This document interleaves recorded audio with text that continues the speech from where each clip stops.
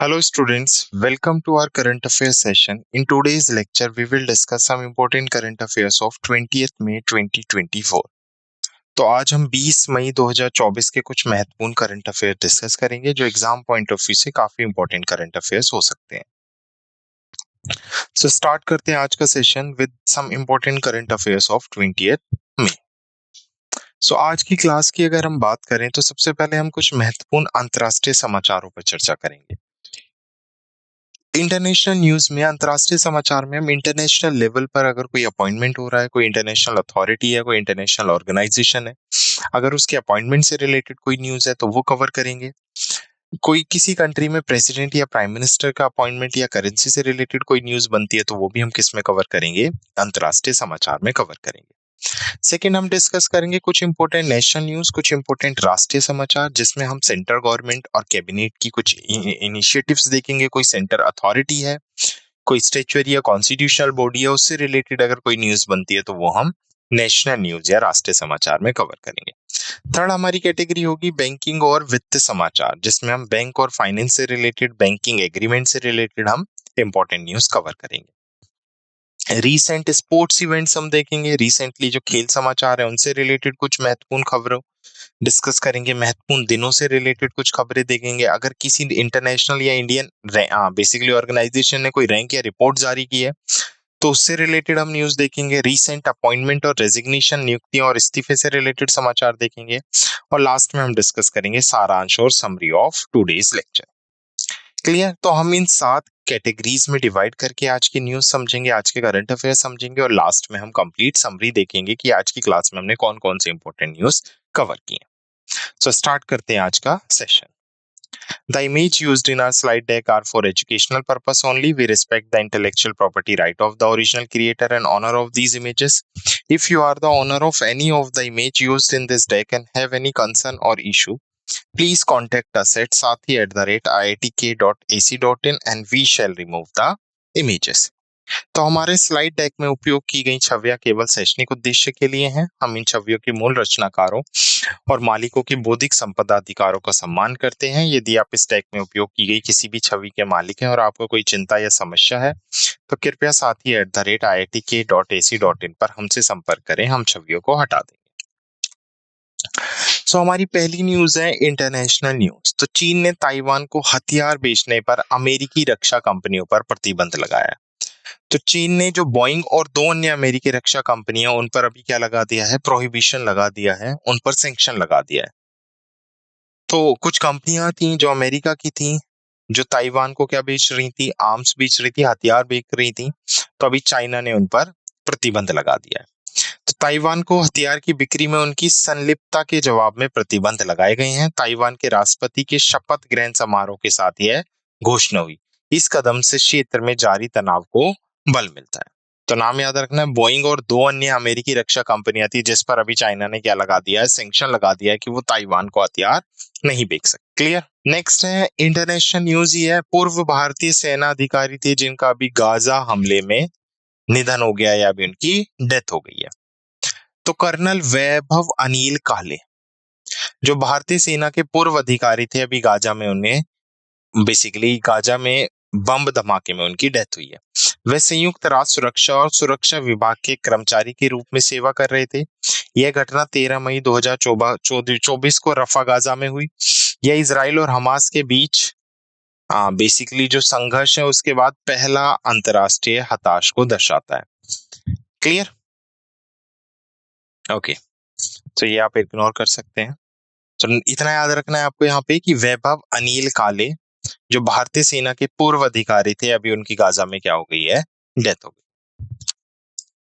Next national news है। Q4 के लिए अगर मैं बात करूं तो इंडा रे, हम सबको पता है India rating and research organization जिसे इंडा आरए के नाम से हम जानते हैं, तो अभी उसने भारत की जीडीपी फोरकास्ट की है Q4 के लिए, जिसमें उसने बताया है कि जीडीपी वृद्धि 6.7% और 24 में लगभग 7% रहने की संभावना है। तो फाइनेंशियल ईयर 2024 के लिए समग्र जीडीपी वृद्धि लगभग 7% रहने की उम्मीद है। भारतीय अर्थव्यवस्था ने फाइनेंशियल ईयर 2024 के पहले 3 तिमाहियों में मजबूत वृद्धि दिखाई है। Q4 के लिए आधिकारिक जीडीपी संख्या और फाइनेंशियल ईयर 2024 के लिए अस्थायी अनुमान 31 मई को जारी किए जाएंगे। तो याद रखना है क्वार्टर 4 में जीडीपी वृद्धि दर कितनी हो गई है 6.7% और 2024 में लगभग 7% रहने की संभावना है। किसकी रिपोर्ट के अकॉर्डिंग बात कर रहे हैं हम? इंडिया रैंकिंग एंड रिसर्च के according. Next bank and finance से है सूरिटी श्योरिटी बॉन्ड बीमा। तो एसबीआई जनरल ने बुनियादी ढांचा परियोजना के लिए अभी श्योरिटी बॉन्ड बीमा का क्या किया है? अनावरण किया है। तो एसबीआई जनरल इंश्योरेंस ने श्योरिटी बॉन्ड बीमा नामक एक नया उत्पाद लॉन्च किया है। इस उत्पाद का उद्देश्य बुनियादी ढांचे के विकास का समर्थन करना है। यह बुनियादी ढांचा परियोजना के लिए एक सुरक्षा व्यवस्था प्रदान करता है। एसबीआई के प्रयासों का हिस्सा यह पहल बुनियादी ढांचा क्षेत्र को मजबूत करने के लिए। तो एसबीआई जनरल ने बुनियादी ढांचा परियोजना के लिए श्योरिटी बॉन्ड बीमा का क्या किया है? अनावरण किया है। नेक्स्ट है बैंक और फाइनेंस से ये IRDAI insurance regulatory development authority of India. तो इरडई क्या काम क्या है? बेसिकली जो पूरी हमारी इंश्योरेंस इंडस्ट्री है उस पे क्या करना है? कंट्रोल करना है। जैसे आरबीआई बैंकों पर कंट्रोल करता है, ऐसी इरडई किस पे कंट्रोल करती है? इंश्योरेंस इंडस्ट्री पे। तो इरडई ने सॉल्वेसी आवश्यकताओं को कम किया और श्योरिटी बॉन्ड्स के लिए एक्सपोजर सीमा को क्या कर दिया है? हटा दिया है। तो भारत की बीमा नियामक और विकास प्राधिकरण ने जमानत बॉन्डों के लिए विनियमों में संशोधन किया है। सोल्वेसी आवश्यकताओं को कम कर दिया गया ताकि गारंटीड बीमा अधिक सुलभ हो सके। संपत्ति बॉन्डों के लिए जोखिम सीमा क्या कर दी गई है? हटा दी गई है। इन परिवर्तन से अधिक बीमाकर्ताओं के बाजार में भाग लेने की भी उम्मीद है। क्लियर? तो इरडई ने सोल्वेसी आवश्यकताओं को कम किया और जो श्योरिटी बॉन्ड्स है उनके एक्सपोजर की जो सीमा है, जो बेसिकली लिमिट्स है, उसको क्या कर दिया है? हटा दिया है। डन। नेक्स्ट है आरएक्सआई के ट्रेड्स प्लेटफॉर्म ने एमएसएमई इनवॉइस फाइनेंशियल में 1 ट्रिलियन रुपए को क्या कर दिया है? पार कर दिया है। तो आरएक्सआई का ट्रेड्स है जिस which is trade receivable discount system, जिसने अभी एमएसएमई सेक्टर की अगर हम बात करें इनवॉइस फाइनेंसिंग में 1 ट्रिलियन रुपए को पार कर लिया है। तो प्लेटफॉर्म में 1 ट्रिलियन मूल्य के 50 लाख से अधिक चालानों के वित्त पोषण की सुविधा प्रदान की है। यह मील का पत्थर एमएसएमई को कार्यशील पूंजी वित्त पोषण प्रदान करने के मंच की भूमिका को भी उजागर करता है। भारत के जीडीपी में एमएसएमई क्षेत्र का योगदान 30% से अधिक है और यह लगभग 12 करोड़ लोगों को भी रोजगार प्रदान करता है। तो MSME micro small and medium enterprises. Next bank और फाइनेंस से ही न्यूज है। फ्यूजन माइक्रो फाइनेंस ने यूएस इंटरनेशनल डीएफसी से $25 मिलियन का ऋण प्राप्त किया है। तो फ्यूजन माइक्रो फाइनेंस बेसिकली जिसने अभी US international development financial corporation से क्या प्राप्त किया है? $25 मिलियन अमेरिकी डॉलर का ऋण प्राप्त किया है। तो ऋण मुख्य रूप से ग्रामीण महिला उद्यमियों को सशक्त बनाने पर केंद्रित होगा। प्रारंभिक वितरण 20 मिलियन अमेरिकी डॉलर का 8 साल के ऋण का हिस्सा है। निधियों का उद्देश्य व्यापार संचालन को बढ़ाना और वित्तीय समावेशन प्रयासों को आगे बढ़ाना है। क्लियर? तो नाम याद रखना है, फ्यूजन माइक्रो फाइनेंस ने किसके साथ लिया है? US international DFC defence development financial corporation के साथ।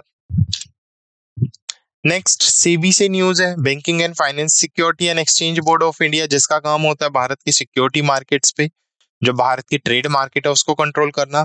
तो सेबी के एलओडीआर नियमों में संशोधन, बाजार पूंजीकरण गणना को बढ़ाना। तो पहले तो आपको एलओडीआर पता होना चाहिए, listing obligation and disclosure requirement. तो सेबी ने अपने लिस्टिंग दायित्व और प्रकटीकरण आवश्यकता विनियमों में क्या किया? संशोधन किया है। सूचीबद्ध कंपनियों के लिए बाजार पूंजीकरण की गणना पर संशोधन केंद्रित है। नए मानदंड लागू होने के लिए स्थापित किए गए हैं। औसत बाजार पूंजीकरण की गणना के लिए एक निर्धारित अवधि तय की गई है। तो सेबी के एलओडीआर नियमों में संशोधन, बाजार पूंजीकरण गणना को क्या मिला है? बढ़ावा मिला है। नेक्स्ट स्पोर्ट्स न्यूज है। रोनाल्डो फिर से फोर्ब्स की सबसे अधिक कमाई करने वाले एथलीट्स की सूची में शामिल। तो फुटबॉलर हैं क्रिस्टियानो रोनाल्डो, जो अभी फोर्ब्स की दुनिया की सबसे अधिक कमाई करने वाले एथलीट्स की सूची जारी हुई है, उस पर रोनाल्डो ने क्या किया है? टॉप किया है। उनकी सऊदी अरब में महत्वपूर्ण कमाई ने उन्हें इस स्थिति पे पहुंचा दिया है। यह चौथी बार है जब रोनाल्डो ने शीर्ष स्थान क्या किया है? हासिल किया है। अपने करियर के संध्या काल के करीब होने के बावजूद वह अभी भी पर्याप्त आय अर्जित कर रहे हैं। क्लियर? तो याद रखना है, फोर्ब्स की सबसे अधिक कमाई करने वाले एथलीट्स की सूची में टॉप किसने किया है? रोनाल्डो ने टॉप किया है। डन। नेक्स्ट है important day news. Important day से अगर मैं बात करूं तो विश्व मधुमक्खी दिवस 2024। तो मधुमक्खी दिवस बेसिकली मधुमक्खी संरक्षण में युवाओं की भागीदारी को बढ़ाने के लिए, मधुमक्खी संरक्षण के लिए, उनका खाद्य सुरक्षा, जैव विविधता और सतत कृषि में जो उनका योगदान है उसको उजागर करने के लिए 20 मई को यह दिन मनाया गया है। तो विश्व मधुमक्खी दिवस 20 मई को मनाया जाता है, जो एटोन जोन्सा की जयंती को चिन्हित करता है। इस दिन की जो स्थापना है वो सबसे पहले कब की गई थी? 2017 में की गई थी। और किसके थ्रू इस दिन को पहली बार मनाया गया था? संयुक्त राष्ट्र के थ्रू इस दिन को पहली बार मनाया गया था। 2024 की थीम की बात करें तो युवाओं के साथ मधुमक्खी का जुड़ाव है, जो मधुमक्खी संरक्षण में युवाओं की भागीदारी पर जोर देती है। मधुमक्खी की खाद्य सुरक्षा, जैव विविधता और सतत कृषि में महत्वपूर्ण भूमिका उजागर करने वाला दिन है। क्लियर? तो विश्व मधुमक्खी दिवस। नेक्स्ट है रैंक एंड रिपोर्ट। तो मुकेश अंबानी और गौतम अडानी ने दुनिया के शीर्ष 15 अति धनाढ्यों में स्थान हासिल किया है। तो अभी ब्लूमबर्ग बिलियनियर इंडेक्स जारी किया गया है, जिसमें भारत के मुकेश अंबानी और गौतम अडानी को टॉप 15 में क्या किया गया है? शामिल किया गया है। तो किस लिस्ट की मैं बात कर रहा हूं? Bloomberg billionaire index. तो ये एक महत्वपूर्ण उपलब्धि है, विशेष रूप से गौतम अडानी के लिए, जिन्होंने अपनी स्थिति फिर से प्राप्त की है। सभी शीर्ष 15 युवाओं की कुल संपत्ति $100 बिलियन या उससे अधिक है। गौतम अडानी ने पहले अपनी कंपनी के शेयरों में शॉर्ट सेलिंग के कारण अपनी स्थिति को खो दिया था। क्लियर? तो ब्लूमबर्ग बिलियनियर इंडेक्स 2024 के अकॉर्डिंग मुकेश अंबानी और गौतम अडानी क्या हैं? टॉप 15 बिलियनियर्स में शामिल है। Next appointment and resignation news है। लास्ट कैटेगरी हमारी, आरबीआई ने क्या किया है? आईडीएफसी फर्स्ट बैंक के पूर्वकालीन निर्देशक के रूप में प्रतीब नटराजन की नियुक्ति की है।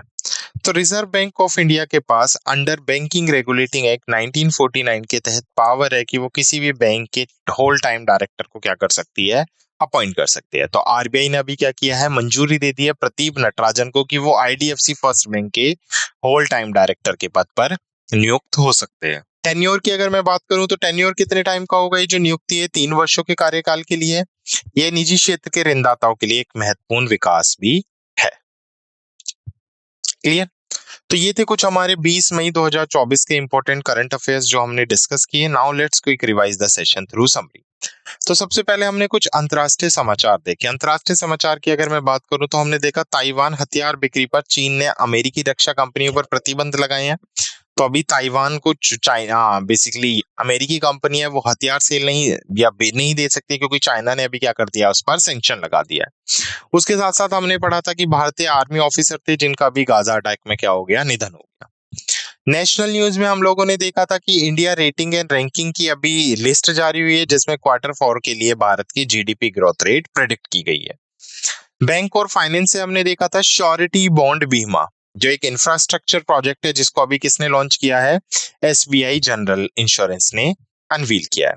उसके साथ साथ हमने ईडाई से देखा था, ईडाई ने सॉल्वेंसी आवश्यकताओं को कम किया और सुरक्षा बॉन्ड के लिए एक्सपोजर सीमा को क्या कर दिया है?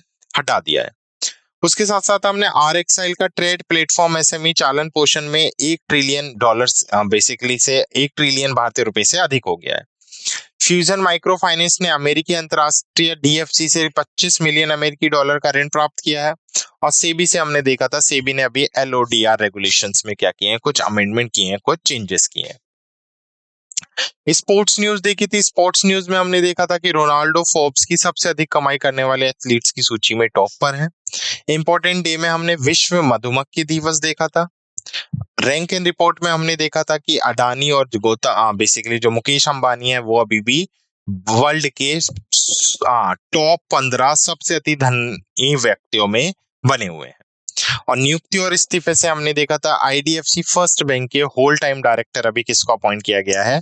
प्रदीप नटराजन को। और किसके थ्रू ये अपॉइंटमेंट किया गया है? आरबीआई के थ्रू। क्लियर? तो ये थे 20 मई 2024 के कुछ इंपॉर्टेंट करंट अफेयर, जिसमें हमने कुछ महत्वपूर्ण इंटरनेशनल न्यूज देखी, कुछ नेशनल न्यूज कवर की, हमने कुछ बैंक और फाइनेंस से न्यूज कवर की, कुछ स्पोर्ट्स न्यूज कवर की हैं। इंपॉर्टेंट डेज से रिलेटेड हमने कुछ न्यूज पढ़ी, रैंक और रिपोर्ट से रिलेटेड कुछ न्यूज पढ़ी, अपॉइंटमेंट एंड रेजिग्नेशन से रिलेटेड हमने कुछ न्यूज कवर की। Clear? So I hope you like this session. Thank you.